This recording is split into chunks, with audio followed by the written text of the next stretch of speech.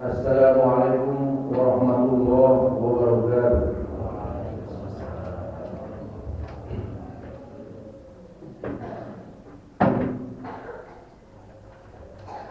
Allahu Akbar, Allahu Akbar, Allahu Akbar, Allahu Akbar, Allahu Akbar, Allahu Akbar, Allahu Akbar.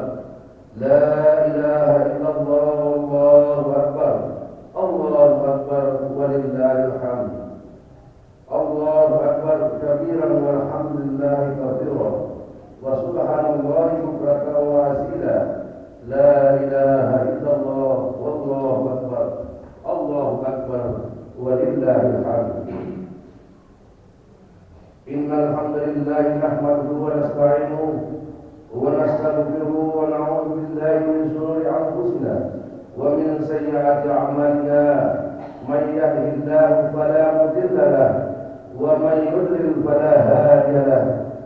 Wa asyhadu an la ilaha illallah wahdahu la syarika lahu wa asyhadu anna Muhammadan abduhu wa rasuluh.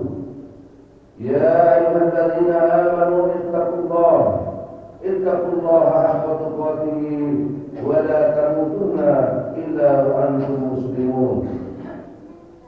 Ya ayyuhalladzina amanu ittaqullaha wa qulu qawlan sadida yuslih lakum a'malakum wa yaghfir lakum dhunubakum wa may yuti'illaha wa rasulahu faqad faza fawzan 'azima.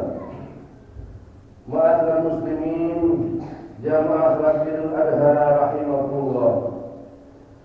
Dalam pertunjukan hati kepada Rabbul Izzati, marilah kita memperbanyak melaksanakan perintahnya, menjauhi kemurkaannya, sembari menjaga kualitas iman kepada Allah Subhanahu wa taala yang tertampak dalam batinnya kita sebagai umat Muhammad Rasulullah sallallahu alaihi wasallam. Hari ini kita berkumpul kembali, duduk setara sesama kaum muslimin, bersimpuh di atas hamparan bumi, dinaungi langit yang membentang tak terhingga. Baru saja kita mengemakan pujaan kebesaran kepada Allah Subhanahu wa taala, sehingga langit di sekitar kita ikut bergemuruh mendengar suara takbir, tasbih dan tahmid. Setelah itu kita serta sujud meratakan dahi kita di atas tanah, bersujud pasrah dengan kening yang indah dan mulia sebagai bentuk protes terhadap pemanjaan nafsu serakah kita. Apakah kita lupa bahwa tanah tempat kita bersujud adalah sebagai simbol sumber penghidupan dan memberimu makan? Tanah adalah sahabat yang memelukmu dalam kesendirian ketika perjalanan panjang menuju keabadian di alam kubur. Pasrahkan jiwamu, biarkan rahmat aku memulaimu. Terimalah kepala bergengsi ini dengan kedua mata yang mampu menangkap gerak-gerik dunia, kedua telinga yang mampu menjaga berita, hidung yang bisa mencium wangi parfum hingga bau manusia, mulut yang sanggup berbohong dan memfitnah menjadi kebenaran hanya sebagian tetesan anugerah-Mu ya Allah. Alangkah mudahnya Engkau menghancurkannya ya Allah. Sekali Engkau hancurkan, hilanglah negeri kami, hilanglah gengsi kami, hilanglah kegagahan kami, hilanglah kebanggaan kami, hilangnya mimpi kami, hilanglah hidup kami. Sekarang kami pasrah, asal menuju kehadiran rahmat-Mu ya Allah. Allahu Akbar, Allahu Akbar, Allahu Akbar walillahil hamd. Ma'asyiral muslimin jamaah salat Id ini kita sedang berada di musim haji. Jutaan manusia terpanggil oleh seruan Nabi Ibrahim alaihissalam. Hari ini sedang melaksanakan ibadah yang mulia. Sebentar lagi tetesan darah kurban akan membasahi persada ini. Sebagaimana kita ketahui bahwa apa yang diberitakan oleh Allah Subhanahu wa taala pastilah mengandung makna, bukan hanya bermakna hampa. Salah satu makna besar yang terkandung dalam pelaksanaan ibadah haji adalah tentang kesatuan umat.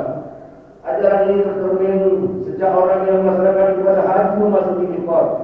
Di sini mereka harus berganti pakaian karena pakaian melambangkan status, kedudukan, keturunan, harta, pengaruh, popularitas dan perbedaan-perbedaan lainnya. Ali Syariati mengatakan pakaian yang digunakan sehari-hari melambangkan kekejaman, penindasan, kelicikan dan budaya. Pakaian menciptakan batas yang tidak jarang menyebabkan perpecahan di antara manusia. Dari perpecahan itu timbul rasa aku, bukan kami atau kita.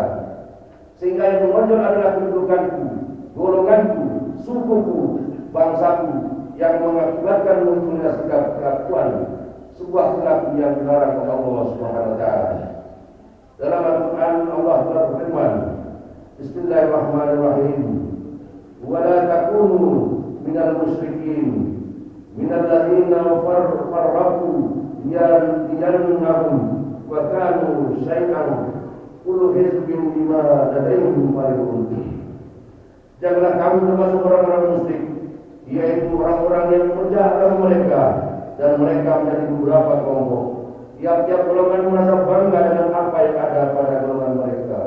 Allahu Akbar, Allahu Akbar, Allahu Akbar, walillahil hamd. Kaum muslimin yang dirahmati Allah Subhanahu wa taala, dengan mengenakan dua helai pakaian berwarna putih yang membalut tubuh ini melambangkan manusia mengakhiri perjalanan hidup di dunia ini menuju ke hadapan Allah Subhanahu wa taala. Simbol kerelaan dan kesiapan berkorban dalam melaksanakan ajaran Allah. Pakaian yang sama yang terdiri dari dua helai tidak ada bedanya antara yang kaya dan miskin, yang cukup makan dan yang kurang makan, yang dimuliakan dan yang dihinakan, yang bahagia dan yang sengsara. Mereka berangkat pada waktu dan tempat yang sama dan akan bertemu pada waktu dan tempat yang sama pula. Mereka beraktivitas dengan aktivitas yang sama dan menggunakan kalimat yang sama. Labbaik Allahumma labbaik, la syarika laka labbaik, innal hamda wan ni'mata laka wal mulk, la syarika lak. Aku penuhi panggilanmu ya Allah, aku penuhi panggilanmu, aku penuhi panggilanmu. Tidak ada sekutu bagimu. Aku penuhi panggilanmu. Sesungguhnya segala puji, nikmat dan kekuatan hanya milikmu. Tiada sekutu bagimu.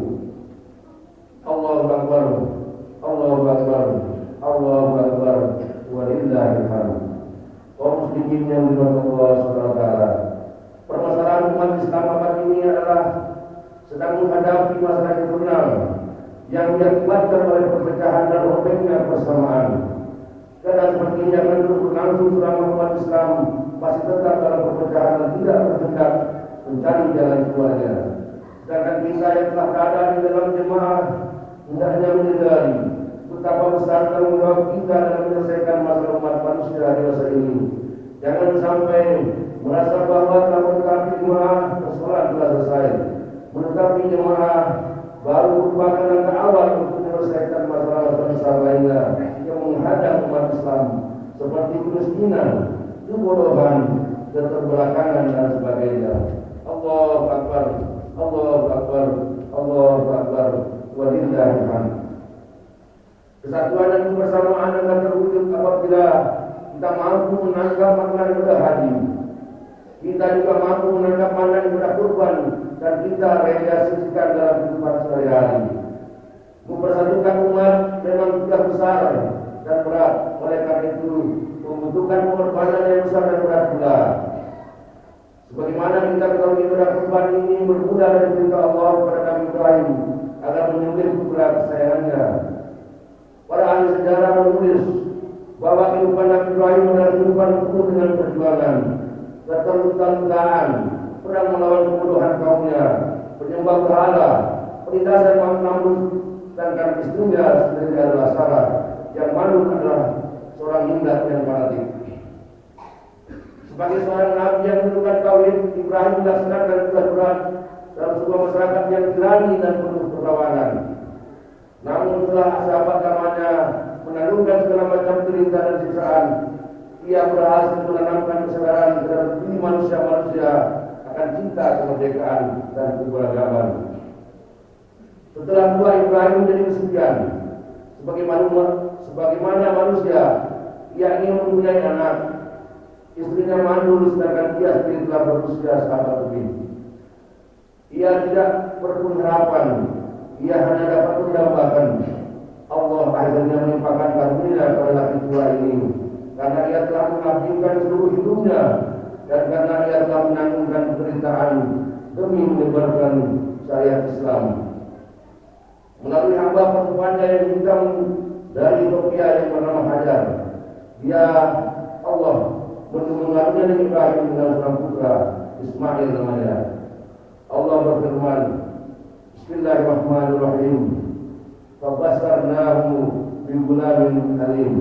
Maka kami gembirakan dia dengan seorang anak yang sangat penyampun. Allahu Akbar, Allahu Akbar, Allahu Akbar, walillahil hamd. Ismail bukanlah hanya seorang putra bagi ayahnya. Ismail adalah buah dapat Ibrahim seumur hidupnya. Sebagai seorang putra tunggal dan seorang laki tua yang telah menanggungkan penderitaan berkepanjangan, Ismail adalah yang paling dicintai oleh ayahnya. Namun tanpa diduga, Ibrahim diperintahkan oleh Allah untuk menyembelih putranya. Harapan dan dambaan hidupnya yang paling indah itu betapa goncang jiwa Ibrahim ketika menerima perintah ini. Setelah perintah itu dia sampaikan kepada anaknya dan anaknya menerimanya. Akhirnya kedua hamba Allah ini pasrah melaksanakan perintah Allah. Allah menggambarkan peristiwa yang sangat dramatis ini dengan firman-Nya. Walamma aslama wa tallahu lil jabin wa nadainahu ayya Ibrahim wa sadaqta ruya inna kadzalika najzil muslimin. Tatkala keduanya telah pasrah dan Ibrahim memegang anaknya di atas pikirnya, dan kami panggil dia, hai Ibrahim, kamu telah mendengarkan mimpi atau perintah itu. Sesungguhnya demikianlah kami membalas kepada orang-orang yang berbuat baik. Kemudian Allah menebus Ismail dengan seekor sembelihan yang besar, dan inilah yang diabadikan dengan sayap korban hingga saat ini. Allahu Akbar, Allahu Akbar, Allahu Akbar, walillahil hamd. Jadi kurban adalah perlambang kesetiaan seorang anak yang mengembangkan barang yang paling disukai dalam rangka mengabulkan dunia dari Allah, untuk mewujudkan kebersamaan dan mengatasi perselisihan memang membutuhkan pengorbanan. Tanpa pengorbanan mustahil hal itu akan terwujud. Saatnya kita melakukan muhasabah, mengevaluasi diri kita masing-masing, apa yang kurang dari amal kebaikan kita selama ini, tanpa dengan harus menyerahkan saudara kita yang lain. Oleh karena itu, marilah kita korban harta kita, jiwa dan raga kita, waktu kita, profesi dan jabatan kita, demi terwujudnya kebersamaan dan terselesaikannya masalah yang menjadi umat Islam bangsa ini. Jangan sampai barang-barang yang kita cintai tersebut menghalangi kita untuk mewujudkan perjuangan yang besar ini. Insya Allah, apa yang kita korbankan pasti akan diganti oleh Allah Subhanahu wa Ta'ala. Allah berfirman, Bismillahirrahmanirrahim. Wa ma anfaqtum min shay'in fahuwa yukhlifu wa huwa khairur raziqin. Dan barang apa saja yang kamu nafkahkan, maka Allah akan menggantinya, dan dialah memberi rezeki yang sebaik-baiknya. Hati laksana cermin, ia menuntut apa yang diinginkannya. Cermin ini tertarik pada apa yang diinginkannya dan menolak apa yang dihindarinya. Bila hati yang ikhlas menghadapi cahaya ilahi, maka ia akan memantulkan kegelaran yang mendalam. Dan bila hati menghadapi dunia yang penuh perubahan, dengan perselisihan dan fitnah, maka ia akan melakukan godaan. Hati tidak bisa teruskan oleh pihak dan matu. Jika ia ternodai oleh hasrat, hati harus dipersembahkan semata-mata untuk Allah Subhanahu wa taala. Semoga kita selalu mendapatkan dukungan dan taufik dari Allah Subhanahu wa taala dan menjadikan bangsa dan negara kita menjadi baldatun thayyibatun wa rabbun ghafur. Amin amin ya rabbal alamin. Aku qauli hadza wa astaghfirullah li wa lakum wa li sa'iril muslimin innahu huwal ghafurur rahim. اللهم صل على محمد اللهم صل على سيدنا محمد اللهم صل على سيدنا حبيبنا وشفيعنا وسيدنا المصطفى ومولانا محمد.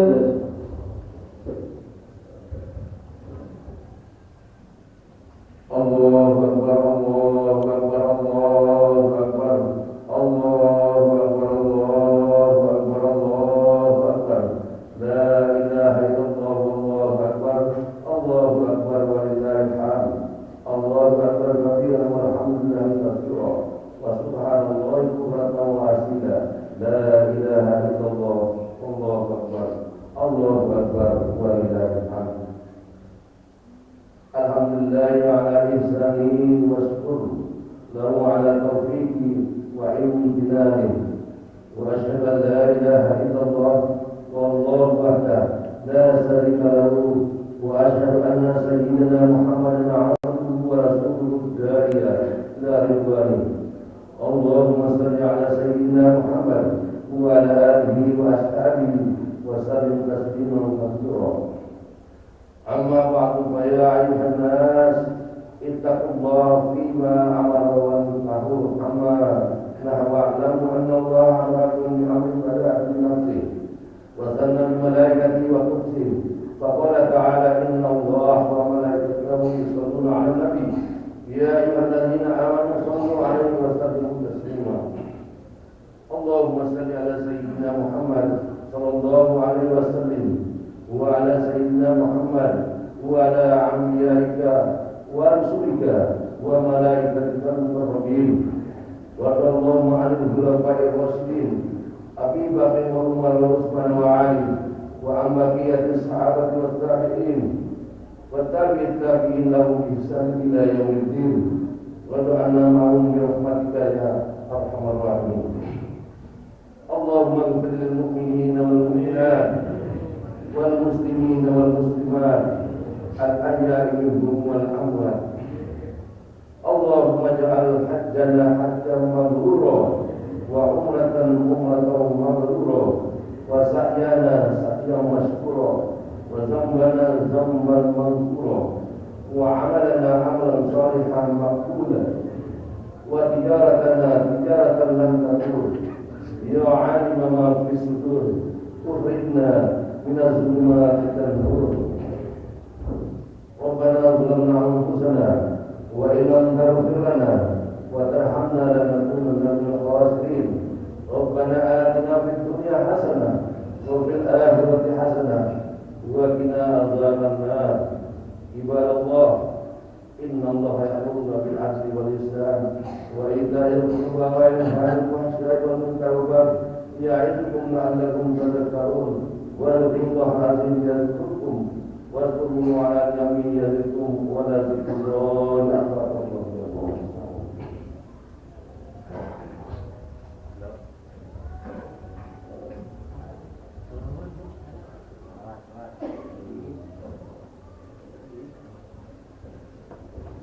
Allah